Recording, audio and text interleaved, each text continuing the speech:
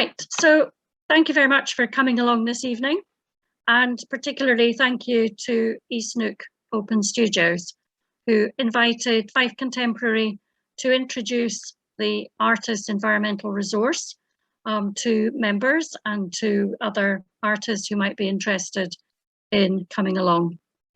So it's particularly appropriate because this is, as none of us can have failed to realise, the week of COP26, and the Neuk Open Studios are having their Christmas market at Bow House this weekend. So I felt that some kind of environmental event would be appropriate for the members. And I know that they're going to be raising funds at the market for a local environmental charity, which is Footprint Neuk. So first of all, I wanted to give some background to the resource, and I think some of the people here were at an event that we ran for artists back in 2019, when we can see from this photograph we were able to come together as a group more easily. And the actual event was called Climate Emergency in Practice. And one of the aims of the day was to try and kind of co-develop a tool to help artists measure their carbon footprint, the impact that they were having on the environment. It was something that Fife Contemporary was doing already. We're part of the Green Arts Initiative. And so we measure our carbon footprint and report on it each year. But I must say, we do that in a fairly partial way because we don't work from a venue, and we rent the office space that is our usual base when we're not working from home due to a pandemic. We have little control over quite a few things like heat and light. So we're able to measure certain aspects of our activities, and we have more work to do, I think, with our partners and our landlords in discussing how together we can reduce our footprint.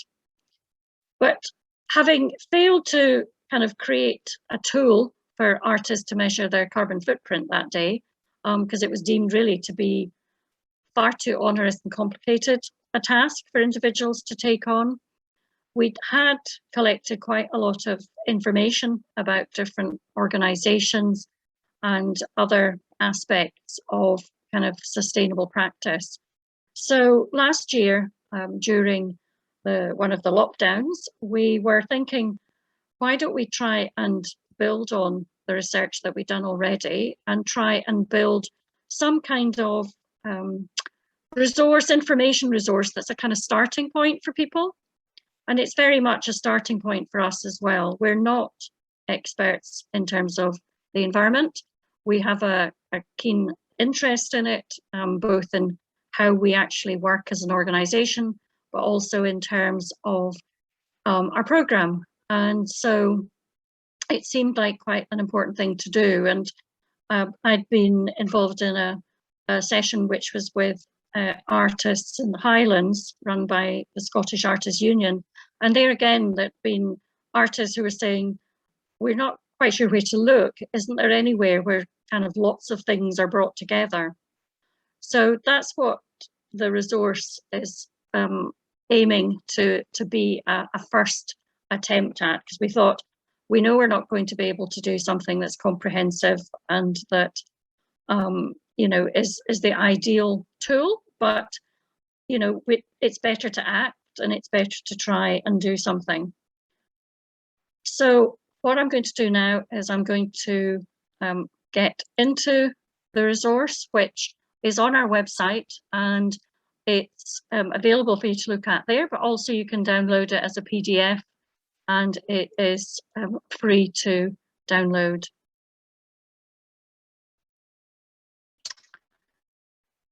So I will now move to next, hopefully. Can you see the resource? Not sure if you can or not. Just see. Here we go. I think this is it. Right. So this is the way that it looks if you have it downloaded as a piece. Thank you for confirming that you can see it, because I'm having to sort of dodge between various odd windows on the desktop. So thanks for that. So anyway, this is how you would see it if you downloaded it as a PDF. And it starts off quite naturally with a table of contents. So you can see the kinds of things that we've tried to organize into different sections that relate to artistic practice. So things like your studio, materials, waste, markets. And markets refers really to not just like the market at Bow House, where you might be selling some of your work, but it's any kind of interaction that you really have with the outside world in terms of your work. So it could be commissioners, it could be galleries where you're exhibiting, or other spaces where you're exhibiting. It could be the community groups that you're working with in terms of what your kind of social practice is, if you have a sort of socially engaged practice. But it's very much about how those interactions fit with your core values and your values to do with the environment and sustainability. So going down, we have an introduction which mentions the practice day that started this off, and it's featured on Creative Carbon Scotland's website. Now, I don't know if all of you are aware of Creative Carbon Scotland, but it's the main kind of cultural organisation in Scotland with expertise in terms of the climate, the environment, sustainability. And their website has a host of information on it. It doesn't have a tool in the way that this has started off at the moment. So we were trying to fill a gap rather than duplicate something that they might do. And here there's some of the many links that you'll find throughout the document. And these you'll see are grouped together at the end. So hopefully it's easier to find things. It's not the kind of document that I would suggest you want to read from beginning to end. It's more something that you will kind of dip into if there are particular things that you're looking for information on. But here there's a website which is talking about your handprint. So we can be very overwhelmed, I think, by the climate emergency, and very despondent about our carbon footprint and how we can minimize its impact. But it's important to understand that we also have a handprint, which is the positive side that comes from the actions that we can take and the way that we might change our behaviors. So I'm not going to kind of go through every page because that'd be very boring apart from anything else. And this is really just kind of introduction if you haven't had a look through the work already. Here we've got in terms of our kind of programming, we have an exhibition called Resolve coming up at Kirkcaldy Galleries, which is going to be starting in the end of February and going on to the beginning of March in 2022. It was meant to be happening in 2021, but for a reason that you will be able to guess, it had to be postponed. But that's looking at the circular economy, which is a kind of important underpinning of sustainability. Climate emergency, and we as an organisation have declared climate emergency, which means that we've kind of added our name to a particular organisation, which is called Culture Declares, and it's for artists and arts organisation. And I suppose it's a bit like adding your name to a petition. It's about recognising that there is a climate emergency, but also kind of signing to the fact that you will do some action in order to try and mitigate it. And when Culture Declares was first set up, it was a few years ago, and at that time there were still some kind of Donald Trumps on the horizon who were still questioning the fact of climate change. Obviously, things are hugely different. Context is hugely different now, and there's a very high kind of awareness of the fact that we are undergoing a climate emergency.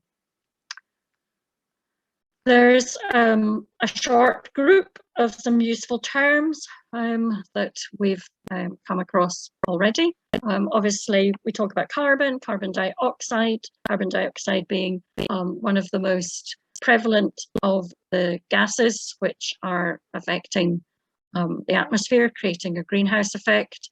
But there are many other gases that are involved in that.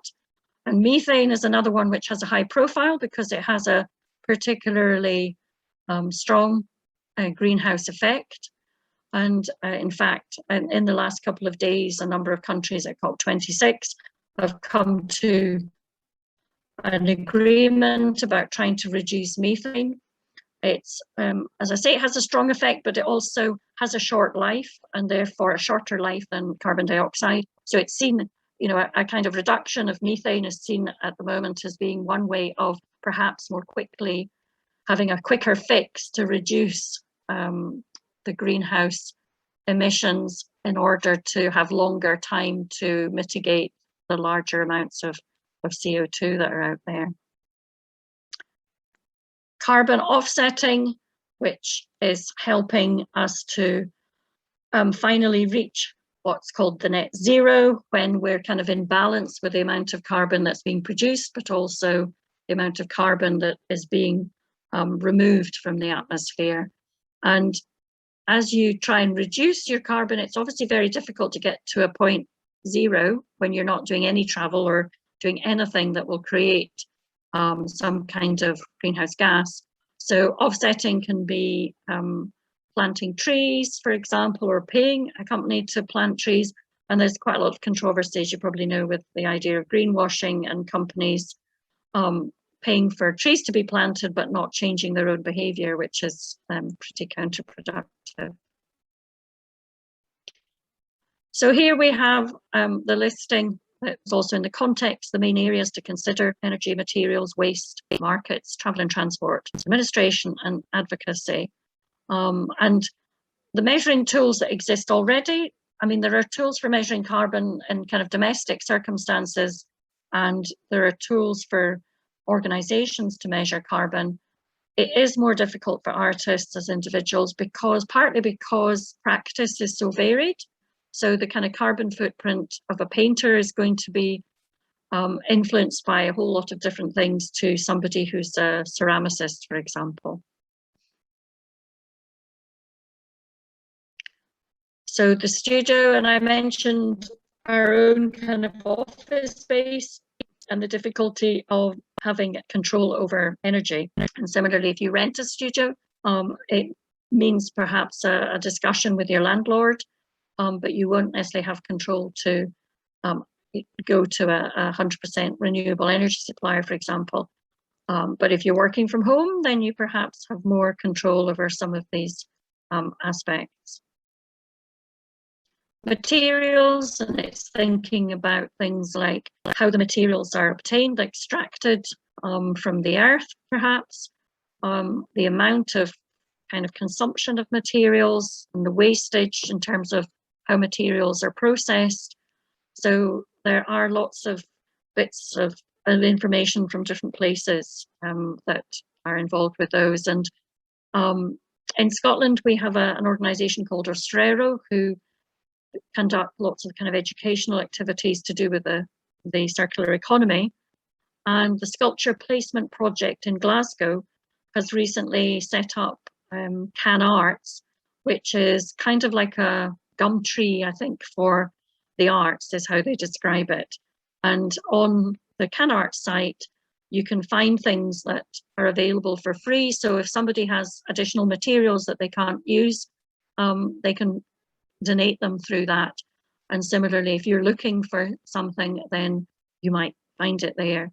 It was only set up, I think, in the last year, so I haven't looked at it recently, and I don't know how much materials they actually have on it at the moment. There's obviously things like scrap stores. There used to be one in Dundee. I'm not sure if that still exists. where you can get, again, materials that are kind of the byproduct from something else. Jewelry is quite advanced in terms of sustainability, both through kind of social impact and looking at fair trade gold and silver, but also using precious metals that are being recycled. And Sandra Wilson, who teaches at Duncan of Jordanson, she's at the forefront of extracting precious metals from electronic waste. So, and using that in jewelry, and partly because it's an interesting thing to do and to work out how to extract these metals once they've been used in that way, but also to make a point as to how these resources that are very precious need to be retrieved. And I think there is actually now more kind of industrial attempts and research at how to extract them, because actually some of the precious materials used in things like mobile phones, they actually have worked out that there will no longer be sources of them in what is actually not that far off in terms of, I don't know, 20, 30 years. Some things will not be, they won't be mineable anymore.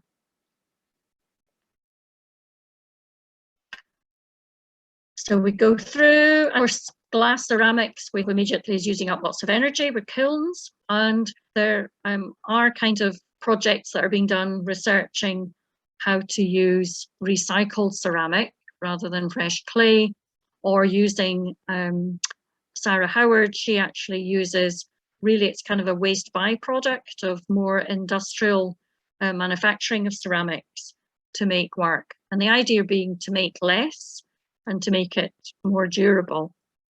But there's no quick or straightforward answer as to how to make work without creating carbon. And so it's a very kind of complex series of issues that all kind of interact. Inga Pinneels is a really interesting artist.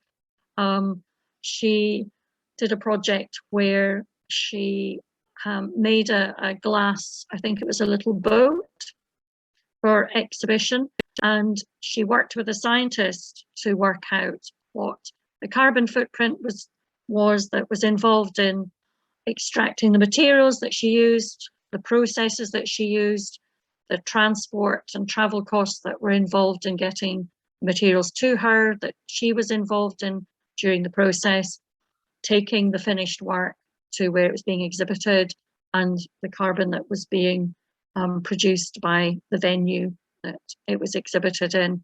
And that really demonstrated the complexity of trying to work that out. Packing is another area that is can be very consumerist in terms of using materials, but we're moving away from plastic very distinctly in packaging. There's a wide range, I think, of kind of more paper-based packing that's available. We've got one manufacturing company there, but there are a lot more, I know, that are creating kind of cardboard versions of packing, and also things like storage, perhaps using old blankets, which can keep being reused rather than using a kind of fresh packaging each time. And for things like waste, Zero Waste Scotland is the kind of main organisation that is campaigning and has information resources. And here we have closer to home, we've got Greenerkirk, which is an organisation that's involved in a wide range of sustainable practices and has had a sizable kind of funding in the last few years, and has been working with a whole kind of network of sustainable organisations across Fife.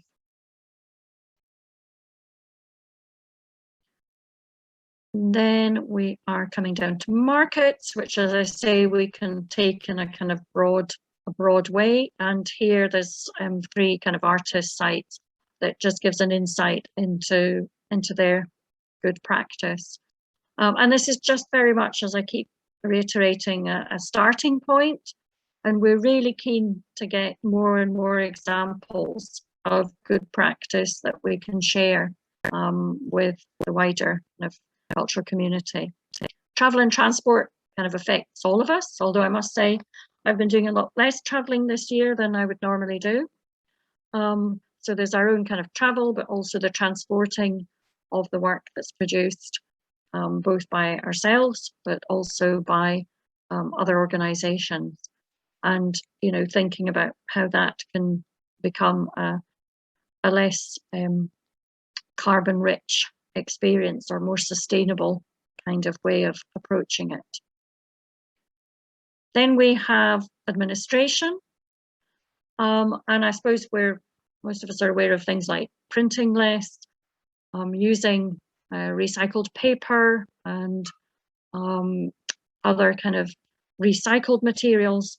But something which we're not always kind of aware of, I suppose, is the kind of digital way that we produce carbon. And I think I was shocked when I first learned that every email that I sent actually created a tiny amount of carbon, because it involves the energy that's required for the companies that are sending our emails around the world. So it's all sorts of small and large things that we can think about. And here there's some more about carbon offsetting, which I mentioned earlier on. And then advocacy, because many artists are interested in being more sustainable in their practice, but also in getting involved in action and advocacy. And organisations like XR, there are a number of Scottish artists that are obviously involved in the demonstrations that are going on in Glasgow at this time. Ellie Harrison's an artist who quite early on was working on making her practice as environmentally sustainable as possible, and actually was quite controversial in her approach when she had grant aid to try and kind of live for a year without travelling kind of beyond her very local area. So again, different sites to look at for inspiration, but also organisations that you might want to consider joining. And I mentioned also earlier, of course, that there are local organisations that can benefit from our involvement. And then here at the end, we have some of the kind of main sites to just sort of start off looking at. So Craft Scotland has kind of developed with Creative Carbon Scotland a kind of green craft approach. And we have, again, mainly organisations I think I mentioned before, but they're worth dipping into. Lateral Lab and the Centre for Stewardship, probably both known to you as Fife based. And then the Botanic Gardens in Edinburgh, Inverleith House, has been rebranded as the Climate House and has a programme which is centred on the environment and the climate. And they are working in tandem with the gallery, the Serpentine in London, which was at the kind of forefront of working with climate through having a curator who was specially designated as having a responsibility for issues to do with climate. In Aberdeenshire, we've got Devon Project, we've got the Barn, who are doing great work to do with the environment. Over on Skye, we've got Atlas Arts, who, like us, don't work from a particular venue, so they create projects around Skye and Loch Alsh. And they worked with Climavore, a duo of artists who've been working with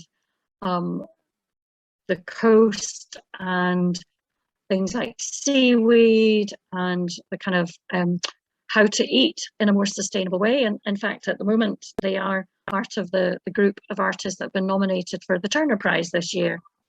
And I think one of their kind of earliest projects was that had some kind of traction was the project that they had on Sky.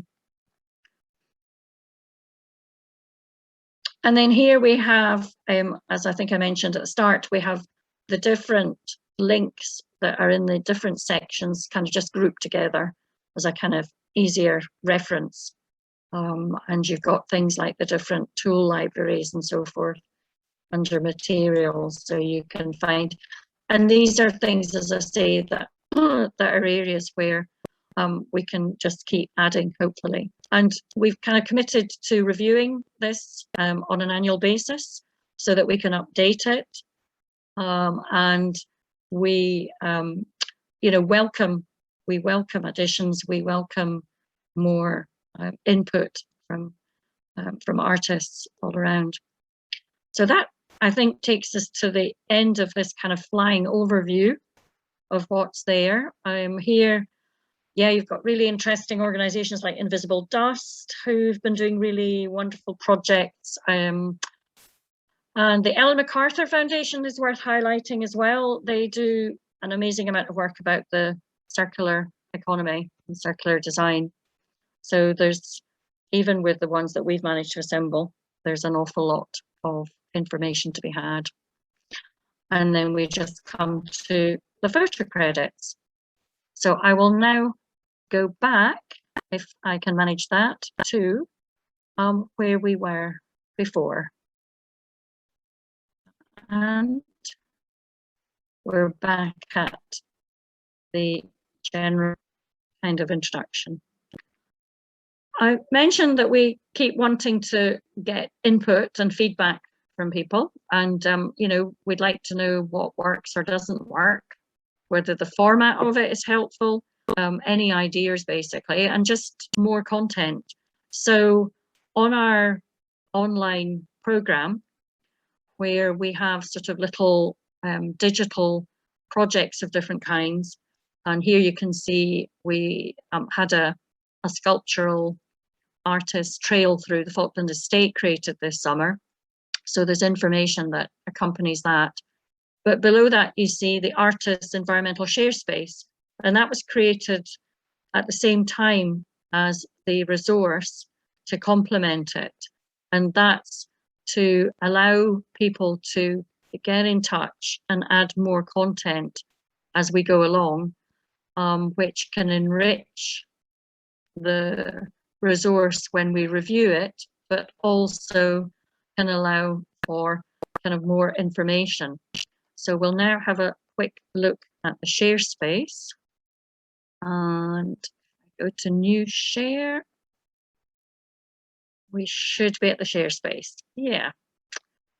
So the share space, we started with a couple of artists, a maker, Stephanie Chong, who's a jeweler who works with us, and Hannah Imla, who's a visual artist, who is one of the artists going to be in the Resolve exhibition that I mentioned is coming to Cody.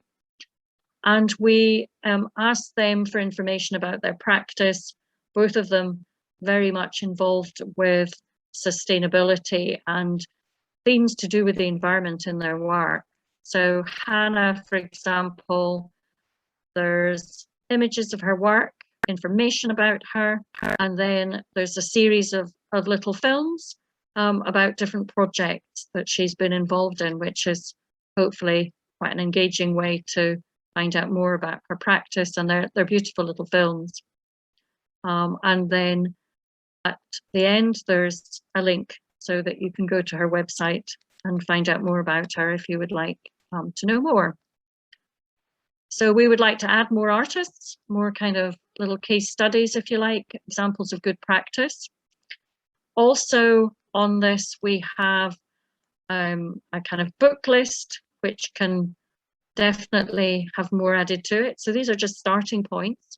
So if people have suggestions of things that they found inspiring, we would love to know about them and add them.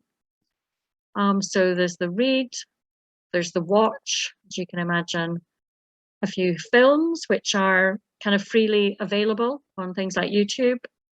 And again, they're links, so people can go straight to the film. And then we have, of course, listen, if we're going by the senses. We don't have taste at the moment, I'm afraid. And here we have some podcasts, which people might like to dip into. The Scrap Challenge was a project that we did after one of our artist forums many years ago, in fact, where we asked the artists that came along to exchange a shoebox of materials with each other and then to make something from the scrap from someone else's practice. And they came up with some really, really nice ideas. And we thought, oh, we just suddenly remember that we'd done that. And it was maybe quite a fun example to look at. But one of the things that the Sharespace is hopefully going to address as well is if people have a question to do with practice and sustainability, a problem, then they're invited to send us an email through this with the question. And we'll try and help find an answer. We're not experts, so we won't probably have an answer ourselves initially. We had somebody who got in touch with us from Aberdeenshire, I think, about printmaking. And this is her question, which we then put onto the Sharespace to see if people can help with it. But before it went onto the Sharespace, my colleague Susan did some research and contacted all the printmaking workshops, because the questions about the use of copper for plates and etching and how to make that more ethical and whether there's recycling, because copper obviously is a finite resource. And interestingly, none of the printmakers had actually thought about it. So that was a start. And so that is a kind of continuing query. So we welcome these queries. We'll do our best to contact people, suggest people that someone can contact. We'll put it on our newsletter that goes out every fortnight, and we will probably do some social media about it as well and put it on the Sharespace. So we'll kind of try every avenue that we have to help find a solution to that question. And here we've just got a couple of other artists that are featured who are textile artists who have been using the bits that are left over when they're creating their garments to make little lavender bags. So instead of having to just put it as waste, it's actually been turned into another little product. And I suppose it's a nice way as well for the public to be able to have a very affordable piece of work by them. So that's the Sharespace as it exists at the moment. And I will now, by the magic of this, go back to here. And I will go on to this, which is, as we said at the beginning, there isn't a tool at the moment that we're aware of that can allow an individual artist to work out what their footprint is, etc. But Creative Carbon Scotland are now tackling the idea of developing a digital tool for sustainable culture, as they put it, which I think will have a wider remit than calculating a carbon footprint, but looking at all kind of aspects of sustainable cultural practice. And they're running a series of workshops, which you might be interested in later this month. So there's one to do with craft on the 16th of November, one to do with visual arts on the 17th, and one for creative industries on the 18th.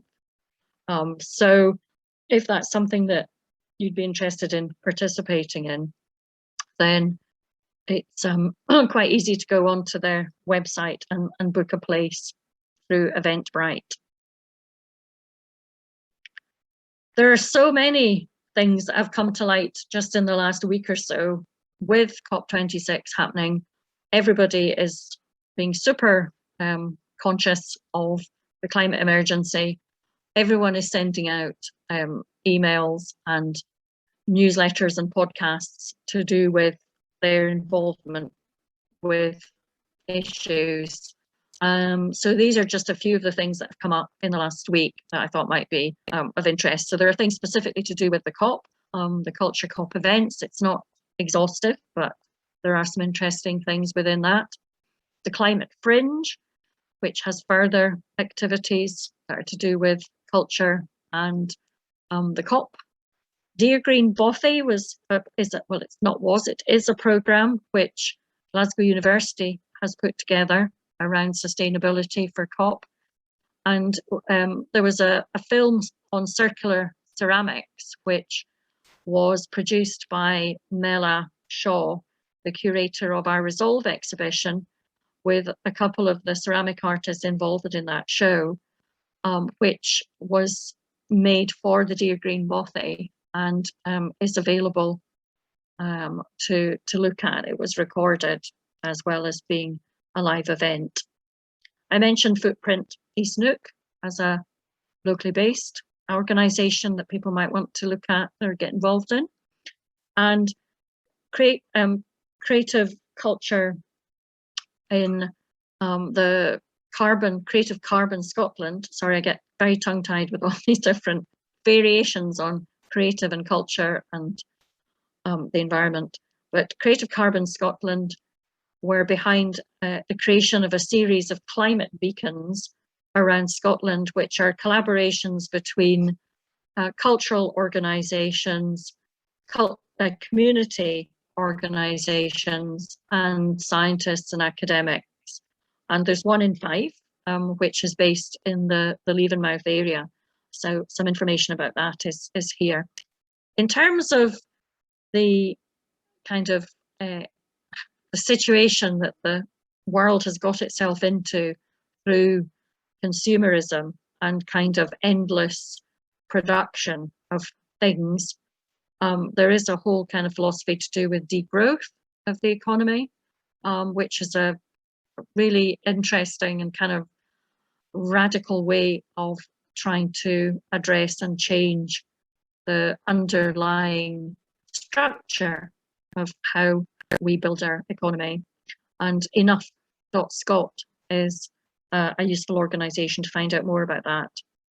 Net Zero Nation Scot, I think, is more of a government-based organisation with kind of business and education resources and toolkits.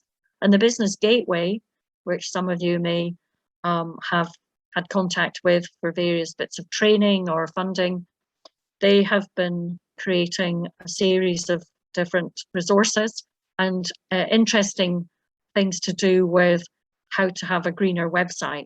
And as I was mentioning before, the whole idea of the carbon that we're producing through our digital lives, that's something that I want to spend more time looking at.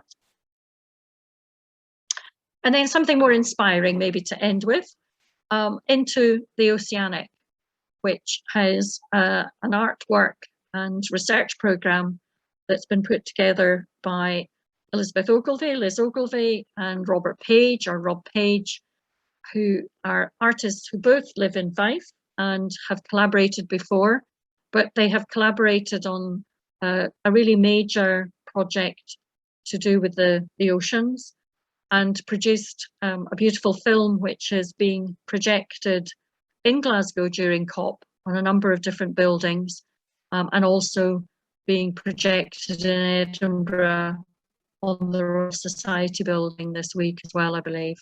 So something inspiring created in Fife and hopefully having an international impact.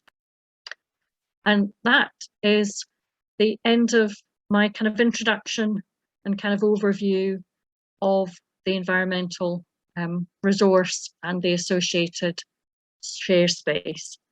So I hope that has been of interest, and I will kind of stop this part of the evening now so that we can hopefully have some conversation